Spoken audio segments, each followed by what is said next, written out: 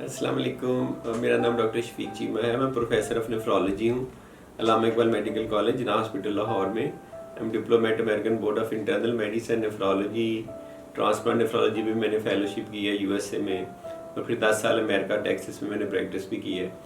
अच्छा, पाकिस्तान आने के बाद एक क्वेश्चन जो बार बार अराइज होता है, और मेरे दोस्त जो हैं, कुलीग्स हैं, आम लोग हैं, वो मुझसे पूछते हैं डायलिसिस के बारे में और नेफ्रोलॉजिस्ट के बारे में कि डायलिसिस क्या है, उसकी क्या टाइप्स हैं, अच्छे डायलिसिस सेंटर का कैसे इंतखाब करें, और अच्छा नेफ्रोलॉजिस्ट कौन होता है या किसके पास जाएं।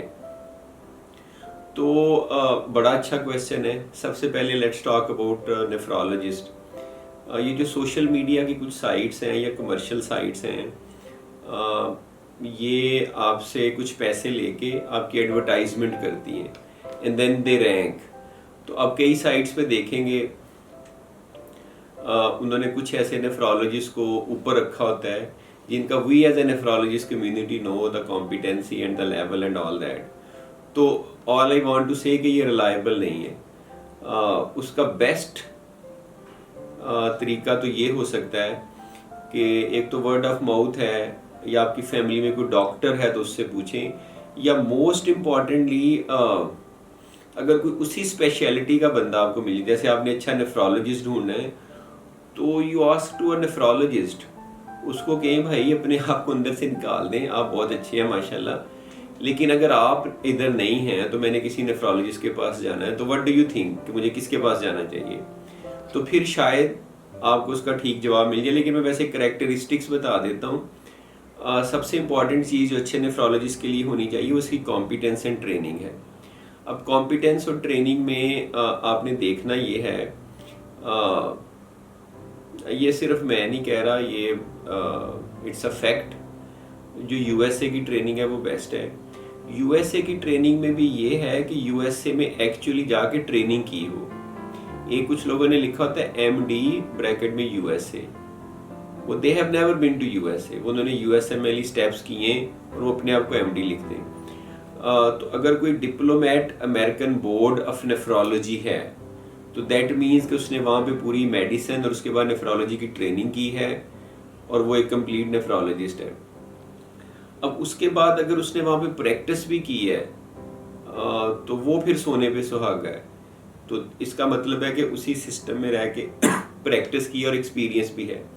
यूएसए के बाद फिर यूके की ट्रेनिंग है, फिर पाकिस्तान की ट्रेनिंग है। पाकिस्तान की ट्रेनिंग में भी एक एफसीपीएस है और एक एमडी नेफ्रोलॉजी है। ये दोनों डिग्रीज हैं जो यहाँ पे एक्सेप्ट होती हैं।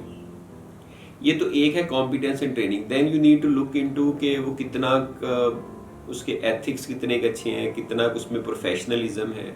अब ये सारी चीज़ें भी बाहर की ट्रेनिंग से ज़्यादा आती हैं। और वो कितना काइंड है या पोलाइट है, उसमें फियर ऑफ गॉड कितना है।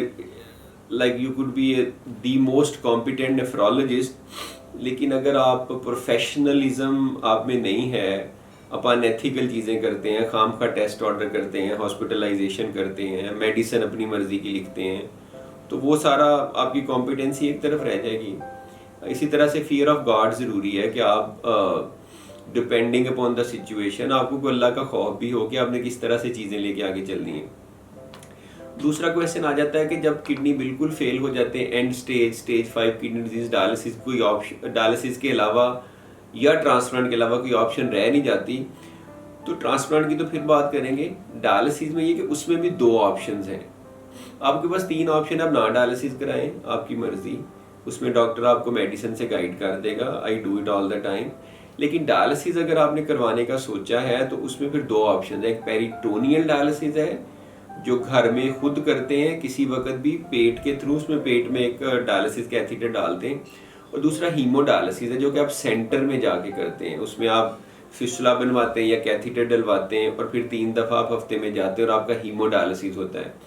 तो दोनों इक्विवेलेंट हैं, दोनों अच्छी हैं। ये आपने डिटेल में अपने नेफ्रोलॉजिस्ट से डिस्कस करना है ताकि आप दोनों मिलके डिसाइड करें, शेयर डिसीजन हो कि आपके लिए कौन सा अच्छा है। तो दोनों के कुछ एडवांटेजेस हैं, कुछ डिसएडवांटेजेस हैं। ये एक लंबी डिटेल है लेकिन ये इंडिविजुअलाइज डिसीजन होना चाहिए। तीसरा क्वेश्चन आ जाता है कि सपोज करो आपने डिसाइड किया, अगर तो पेरिटोनियल डायलिसिस किया तो आप घर में खुद करेंगे, नो इशू। कहीं जाने की ज़रूरत नहीं है। If you and up deciding for haemodialysis, तो सेंटर का इंतखाब कैसे करना है? इतने ज़्यादा सेंटर हैं, और अगर मुझसे पूछें तो किसी में भी बहुत अच्छा डायलिसिस नहीं होता। सबसे पहला question you need to ask, अगर आप सेंटर को इंतखाब करना चाह रहे हैं, पहली बात तो ये कि अगर आपका नेफ्रोलॉजिस्ट अच्छा है, वेल ट्रेंड है, कॉम्पिटेंट है, तो he will guide you to the right centre, आपका मसला हल हो जाएगा।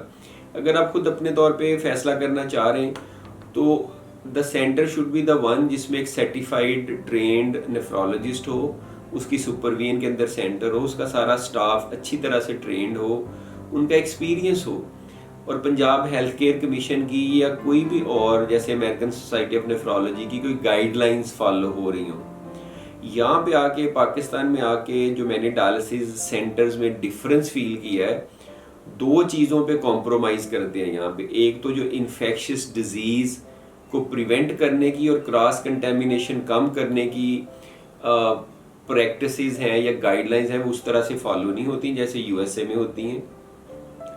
दूसरा, एडिक्वेसी ऑफ डायलिसिस कॉम्प्रोमाइज्ड है। एडिक्वेसी का ये मतलब है कि डायलिसिस तो आपका हो रहा है, मशीन भी लगी है, चल भी रही है, आपके लिए तो डायलिसिस है, लेकिन वो अच्छी क्वालिटी का डायलिसिस नहीं है, वो एडिक्वेट नहीं है। हर डायलिसिस के एडिक्वेट होने का पता सिर्फ नेफ्रोलॉजिस्ट बता सकता है, या आप बता सकते हैं अगर आपकी डायलिसिस के बावजूद तबीयत ठीक नहीं रहती, वीकनेस रहती है, सांस फूलता है और इश्यूज हैं, तो दैट मीन्स कि आपका डायलिसिस एडिक्वेट नहीं हो रहा। तीसरा, बहुत सारी चीज़ें मैनेज करनी होती हैं जो कि अच्छा नेफ्रोलॉजिस्ट मैनेज कर सकता है। ये सिर्फ डायलिसिस ही नहीं है, जितने भी डायलिसिस सेंटर जो सिर्फ टेक्नीशियन रन हैं, वो दे आर डिजास्टर्स।